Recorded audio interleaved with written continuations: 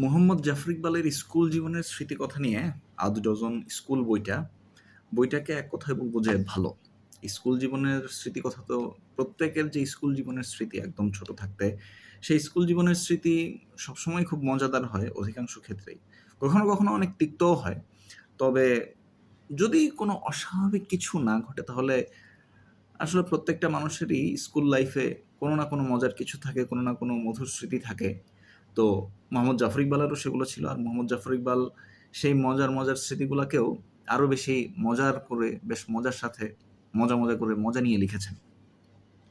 আর এখানে অনেকগুলো ছোট কাহিনী, ছোট গল্প, ছোট ঘটনা, একদম অনুগল্প সাইজের, বা বলা যায় এখনকার দিনের ফেসবুকে স্ট্যাটাসের সমান একেকটা লেখা, ছোট লেখা পড়ে ফেলা যায়।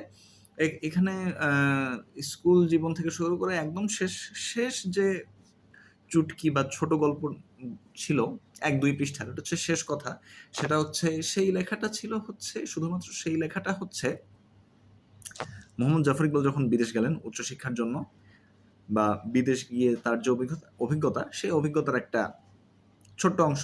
এবং সেখানেও হচ্ছে সেই অভিজ্ঞতাটাও আসলে তার যে নিজের স্কুল, সেই স্কুলটার সাথে রিলেটেড, এই কারণে উনি শেয়ার করেছেন। এছাড়া বাদবাকি যা কিছু আছে সবই আসলে তার স্কুল জীবনের স্মৃতি নিয়ে লেখা।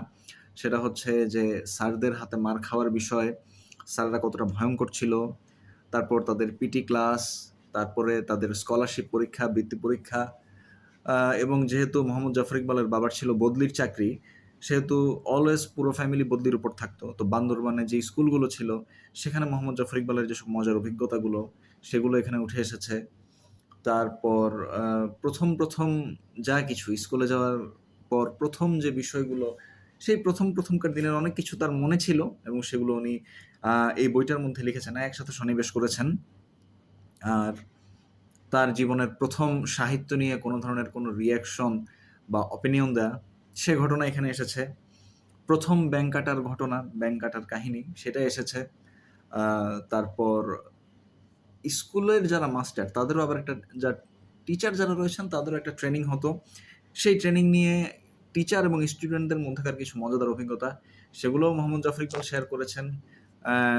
ড্রয়িং ক্লাসের বিভিন্ন বিড়ম্বনা নিয়ে, বিভিন্ন অভিজ্ঞতা নিয়ে লিখেছেন বেশ কয়েকটা স্কুলের প্রিন্সিপাল স্যার, হেডমাস্টারদেরকে নিয়ে, স্কুলের পিকনিক নিয়ে, এ ধরনের সব মিলিয়ে বলা যায় যে স্কুলটা মানে স্কুলে যা হয়ে থাকে তার সবকিছুই মোটামুটি এই বইটার মধ্যে কভার করা হয়েছে। আর আরেকটা বিষয় যেটা বলবো যে মোহাম্মদ জাফর ইকবালের এই বইটা পড়লে ওই সময় তৎকালীন শিক্ষা ব্যবস্থাটা আসলে কিরকম ছিল সেটার একটা আইডিয়াও পাঠক পেয়ে যাবেন। সব মিলিয়ে খুব উপভোগ্য বই। লাস্টে হচ্ছে মোহাম্মদ জাফর ইকবালের শৈশবের কিছু ছবি এখানে যুক্ত করা হয়েছে। খুব ছোট একটা বই। সব মিলিয়ে হচ্ছে কত, ১০৪ পৃষ্ঠা। এর মধ্যে ছবিগুলো বাদ দিলে লেখা আছে মোট কত, লেখা আছে ৯৬ পৃষ্ঠার মতো। সব মিলিয়ে খুব ছোট বই, খুবই সুখপাঠ্য একটা বই। যারা এখনো পড়েনি আমি রিকমেন্ড করব খুব দ্রুত পড়ে ফেলুন, আশা করি ভালো লাগবে। যারা এখনো পড়েননি, পড়বেন বলে ঠিক করেছেন, তাদের জন্য হ্যাপি রিডিং।